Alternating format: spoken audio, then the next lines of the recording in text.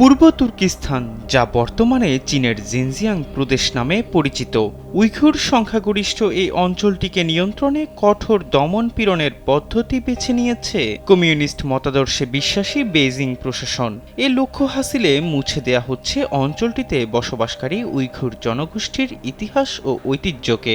চীনের উত্তর পূর্ব অঞ্চলের জিনজিয়াং প্রদেশে বসবাসকৃত উইঘুরদের অধিকাংশই মুসলিম ধর্মাবলম্বী। অঞ্চলটিতে উইঘুর ছাড়াও রয়েছে স্বল্প সংখ্যক কাজাখ, কিরগিজ সহ তার্কিক জনগোষ্ঠী। অঞ্চলটি উইঘুরদের নিকট পূর্ব তুর্কিস্তান নামেই বেশি পরিচিত। স্বাধীনচেতা উইঘুর জনগোষ্ঠীকে দমন করতে পুনঃশিক্ষা কার্যক্রম সহ নানা ধরনের পদক্ষেপ গ্রহণ করেছে চীন। সামান্য সন্দেহ হলেই উইঘুর নারী পুরুষদের কারাগারে প্রেরণ করা সহ শারীরিক ও যৌন নির্যাতন করা অনেকটা নিয়মিত হয়ে গেছে। এ কাজে জড়িত দেশটির আইন শৃঙ্খলা রক্ষাকারী বাহিনী সহ সরকারি অন্যান্য কর্মীরা। সরকারি বাহিনীর নির্যাতন ও চীনা কমিউনিস্ট শিক্ষা ব্যবস্থা থেকে রেহাই পেতে চীন ছেড়েছেন অনেক উইঘুর। নির্বাসনে থাকা অনেক উইঘুরই তাদের পরিবার থেকে বিচ্ছিন্ন অবস্থায় থাকছেন বছরের পর বছর। তারা অনেকে জানেন না তাদের পরিবারের বর্তমান অবস্থা কি, কেমন আছেন তারা। চীন ছেড়ে যাওয়া এসব উইঘুরদের পরিবারের কোনো না কোনো সদস্য জিনজিয়াংয়ে কারান্তরীণ অবস্থায় বা পুনঃশিক্ষা ক্যাম্পে আটক রয়েছেন। চীন সাধারণত এসব ক্যাম্পকে কারিগরি শিক্ষা ও প্রশিক্ষণ সেন্টার নামে অবহিত করে থাকে।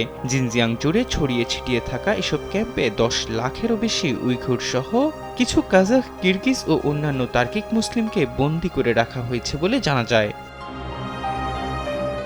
বিভিন্ন মানবাধিকার সংস্থার মতে এসব ক্যাম্পে নানা ধরনের নির্যাতন ও জোরপূর্বক হান চাইনিজ সংস্কৃতির সঙ্গে পরিচিতি করানো হয়। এমনকি উইঘুর নারীদের উপর যৌন নির্যাতনের প্রমাণও পাওয়া যায় বিভিন্ন মানবাধিকার সংস্থার প্রতিবেদনে। ক্যাম্পগুলোতে বন্দী উইঘুরদের ইসলাম সম্পর্কে সরকারি পুনর্পাঠ ও চাইনিজ কমিউনিস্ট পার্টির প্রতি নিঃশর্ত আনুগত্য প্রদর্শনের জন্য চাপ প্রয়োগ করা হয়। ফলে নিজস্ব সংস্কৃতি ও ঐতিহ্য অনেকটাই বিলুপ্তের আশঙ্কা করছেন উইঘুর মুসলিমরা।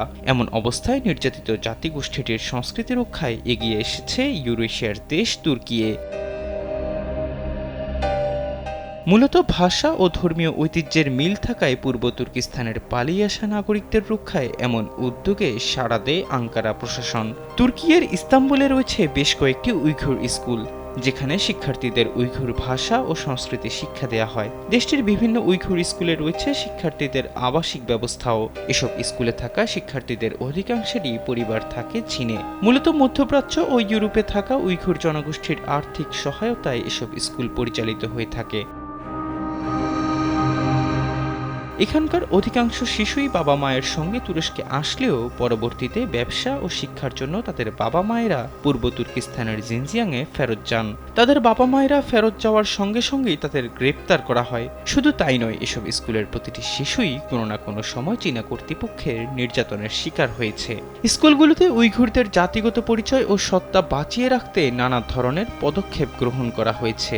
দেয়ালে সাঁটানো হয়েছে উইঘুর কবি, লেখক ও বিজ্ঞজনদের ছবি, যাদের অধিকাংশই চীনা কর্তৃপক্ষের নির্যাতনে নিহত হয়েছেন। এসব শুধুমাত্র শ্রেণীকক্ষের পাঠদান নয়, বরং উইঘুরদের টিকে থাকার জন্য অন্যতম উপাদান বলে মনে করেন স্কুলগুলোর পরিচালকরা। চীনে এসব কবিতা ও সাহিত্য নিয়ে ধরা পড়লে সন্ত্রাসী হিসেবে গণ্য করা হয়। স্কুলের বাচ্চাদের বলা হয়, একদিন পূর্ব তুর্কিস্তান স্বাধীন হবে, তখন তারা তাদের জন্মভূমিতে ফেরত যাবে। জন্মভূমিতে ফেরার সময় নিশ্চিত করতে হবে যে উইঘুররা যথেষ্ট শক্তিশালী, আত্মপ্রত্যয়ী ও শিক্ষিত।